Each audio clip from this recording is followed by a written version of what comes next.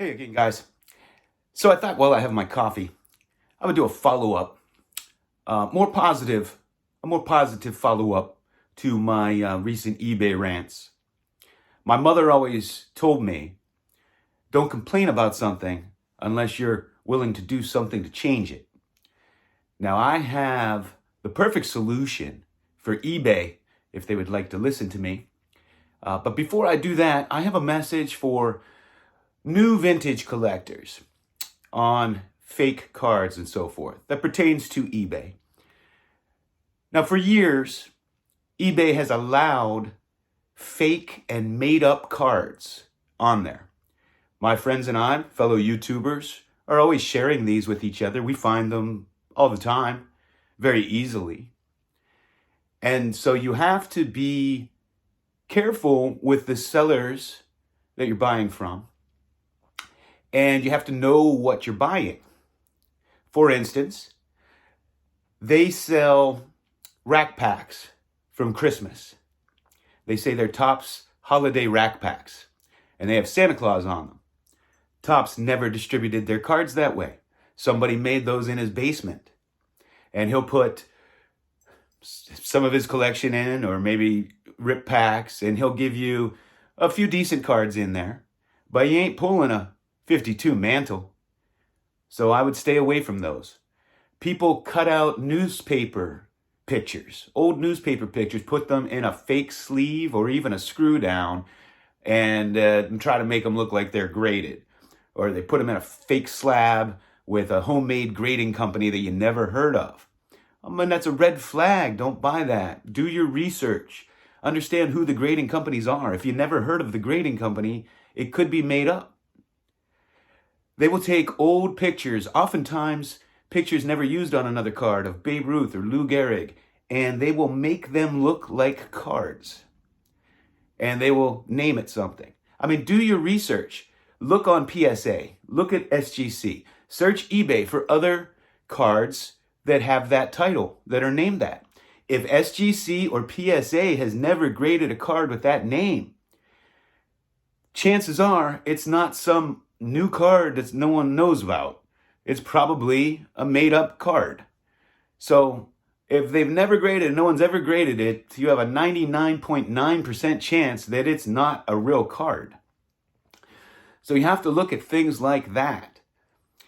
Now for eBay, what I think they need to do to fix this, and I've been saying this for years, I have monitored them myself. I have posted things on YouTube, fake listings. I used to message eBay all the time. I would point them out and say, this is a fake. This is not a real card. And they would do nothing about it. And they let these sellers on there over and over and over again, selling newspaper cutouts, Topps holiday rack packs, things like this all the time, fake slabs. My uncle found these cards in his attic, or my aunt found my uncle's collection. I can't vouch for them. I don't know anything about cards, but he was an avid collector. You know, you got to stay away from these kinds of things. And that's how you get burned. You know, if you see a Babe Ruth autographed card raw and somebody wants to sell it to you for $650, stay away from it. I mean, if they get it graded, they can sell it for $30,000. Why would they do that? Why would they do that? Anybody with an autographed Babe Ruth card is at least going to do a little research. I mean, anybody with any card knowledge whatsoever is going to tell them to get the thing graded, and it'll sell for a fortune. Why would they sell it for $650? You're trying to get some steal, right? You're trying to, in some way, take advantage of them, which isn't right either, but you're not going to get it for $650. So use your common sense. I would volunteer to do this job that I'm going to tell eBay to do right now. And that is, you need to have somebody there monitor new card listings. If me and my friends can find these like that, you certainly should be able to. Monitor these things. You know, kick these people off. Let's go right to the source. Then you don't have to authenticate.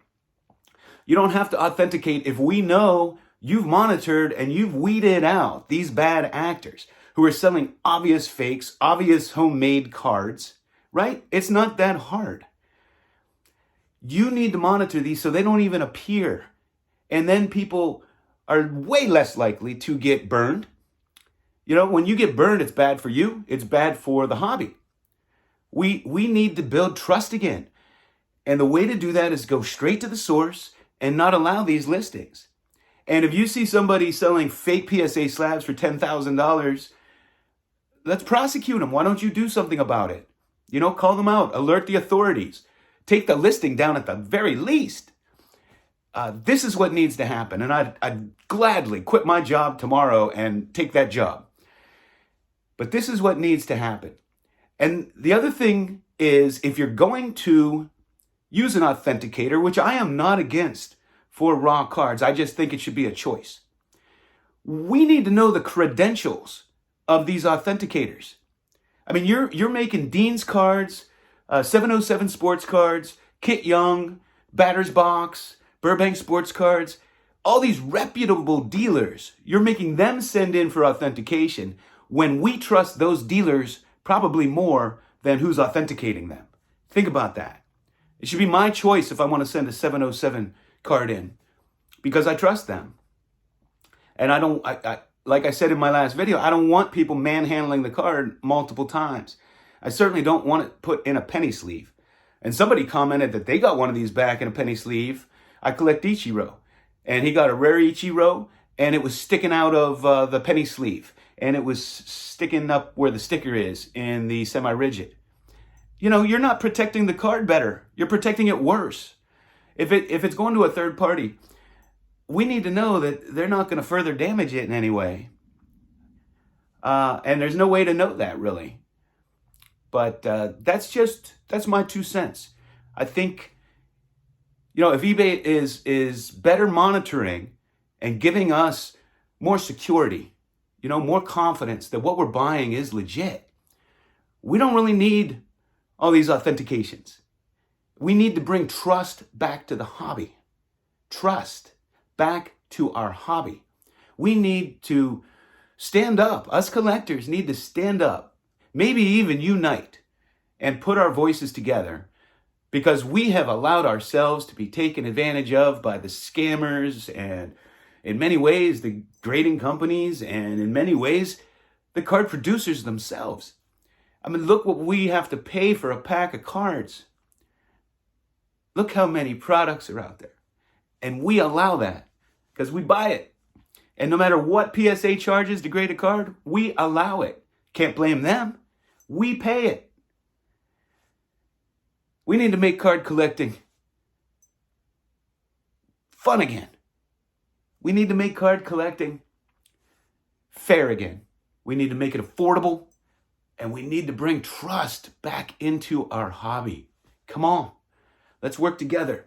Let's let our voices be heard. Thanks for watching.